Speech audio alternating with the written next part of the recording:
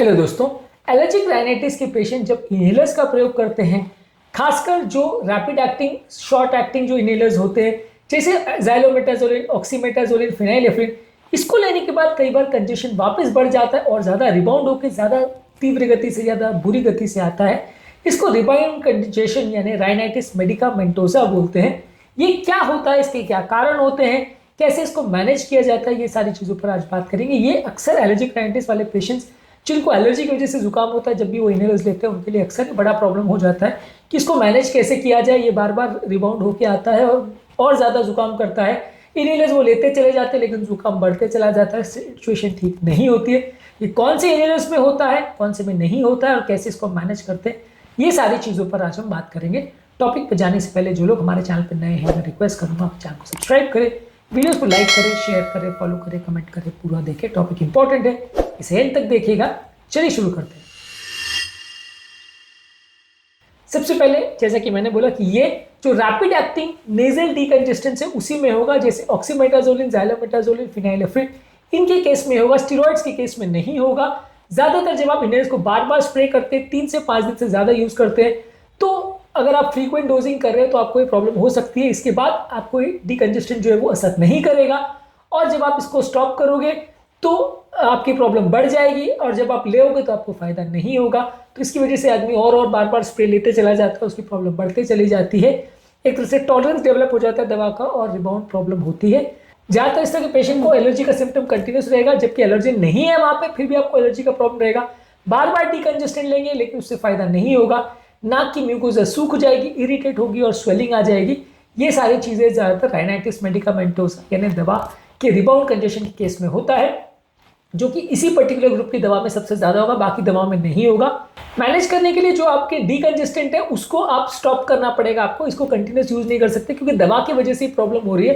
तो दवा का फ्रीक्वेंसी आपको सडनली बंद नहीं कर सकते, उसका फ्रीक्वेंसी को कम करना पड़ेगा। दिन में मान लीजिए 3-4 बार यूज कर रहे थे, उसके बदले 4 से 3, 3 से 2, 2 से 1, ऐसे करके धीरे धीरे करके इसको कम कर सकते हैं। सडनली अगर बंद करेंगे तो प्रॉब्लम आपको सडनली वापस बिगड़ सकती है।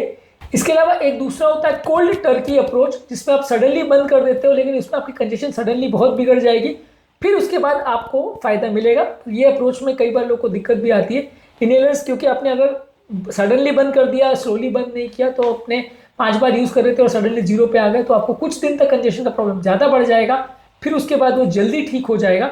इसको कोल्ड टर्की अप्रोच बोलते हैं। इसको भी कर सकते हैं, आपको जो भी सूट करे। मतलब 5 बार से या तो आप सीधा 0 कर दीजिए, लेकिन इस बात में तैयारी रखिए कि फिर से बढ़ के आएगा प्रॉब्लम, और या तो 5 बार से 4 करिए, फिर 3 करिए, फिर 2 करिए, फिर धीरे धीरे करके कुछ दिनों में उसको कम करिए। इसके अलावा आप नेजल कॉर्टिकोस्टेरॉइड्स पे स्विच ओवर कर सकते हैं।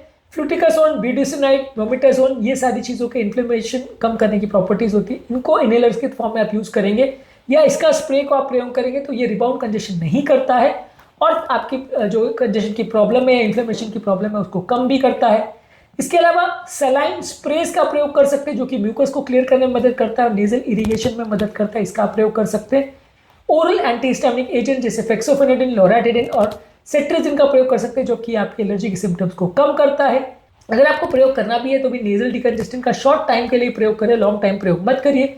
कुछ टाइम के लिए आप ओरल डीकंजेस्टेंट जैसे सूडोएफेड्रिन का भी प्रयोग कर सकते हैं, जो कि लॉन्ग टर्म रिलीफ देता है। ये उतना ज़्यादा पोटेंट नहीं है, लेकिन अगर किसी को हाइपरटेंशन या हार्ट डिजीज का प्रॉब्लम है तो वहाँ यूज़ मत करिए, अदरवाइज इसका प्रयोग कर सकते हैं। ये आपको इनहेलर्स के बदले ज़्यादा बेटर रिलीफ देगा और इसमें सूडो इफेड्रिन लेने के बाद रिबाउंड कंजेशन का उतना प्रॉब्लम नहीं होगा। इसके अलावा अगर आपको कोई एलर्जी का प्रॉब्लम है जिसकी वजह से हो रही है तो डस्ट माइट्स, पोलन, पेट डैंडर, जैसे चीज़ों को कम करिए। एलर्जिक इम्यूनोथेरेपी का प्रयोग कर सकते हैं यदि सिम्टम्स परसिस्ट करें। ये सारी चीज़ों का प्रयोग कर सकते हैं यदि आपको एलर्जिक राइनाइटिस रिलेटेड प्रॉब्लम है, तो ये सारी चीज़ें आपकी एलर्जी को कम करेगी और जब एलर्जी कम होगी तो इनहेलर्स की ज़रूरत कम पड़ेगी, तो इस तरह का रिबाउंड कंजेशन का प्रॉब्लम ज़्यादा नहीं होगा। ज़्यादातर ये रिबाउंड कंजेशन का प्रॉब्लम या राइनाइटिस मेडिकामेंटोसा को रिकवर होने में 1 से 2 हफ्ते लगते हैं जब आप नेजल स्प्रे बंद करते हो। ऐसा नहीं होता कि आप स्प्रे बंद किया और तुरंत रिलीफ हो जाएगा, रिकवर होने में 1 से 2 हफ्ते लगते हैं। इंट्रानेजल स्टेरॉइड्स और सलाइन से यदि आप इरिगेट करते हो तो रिकवरी फास्टर होती है।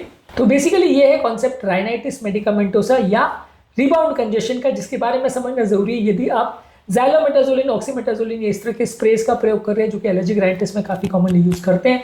स्टेरॉइड्स के क्या यूज़ है, अब्यूजेज है, बाकी सारी दवाइयाँ कौन सी होती है, एलर्जिक राइनाइटिस के लिए बेस्ट फूड वर्स्ट फूड क्या है, फूड हैबिट्स का क्या रोल है, ये सारी चीज़ों को हमने अलग अलग वीडियोस में किया है, पूरी सीरीज इस पर करी है, ये सारे वीडियोस जरूर देख लीजिएगा। टॉपिक एंड करने से पहले जो लोग हमारे चैनल पर नए हैं उन्हें रिक्वेस्ट करूंगा कि चैनल को सब्सक्राइब करें, वीडियोस को लाइक करें, शेयर करें, फॉलो करें, कमेंट करें। Thank you.